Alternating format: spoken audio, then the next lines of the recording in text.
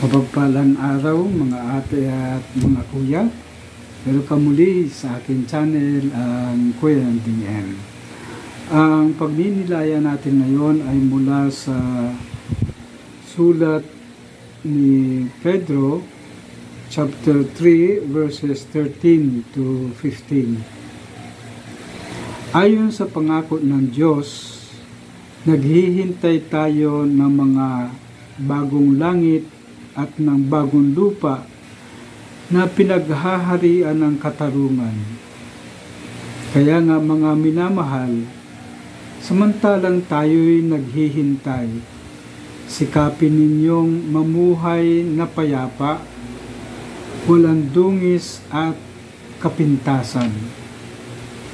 Alalahanin ninyong kaya nagtitimpi ang Panginoon ay upang bigyan kayo ng pagkakataong maligtas.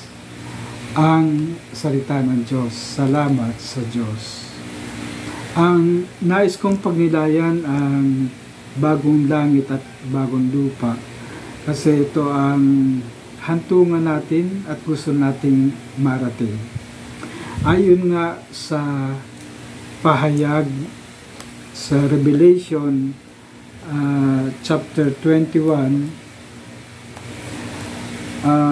malakas na tinig mula sa trono, pakinggan ninyo. Ang tahanan ng Diyos ay nasa piling ng mga tao. Maninirahan siyang kasama nila, magiging bayan nila, at siya ang magiging Diyos nila. Ibig sabihin, ang bayan ng Diyos ay narito sa atin sa lupa na pinaghaharian ng katarungan. Ang katarungan ay magandang pagnilayan din. Ito ay ibig sabihin na namumuhay tayo ng patas na walang panglalamang sa iba. Ito siguro ang sekreto ng mapayapang buhay.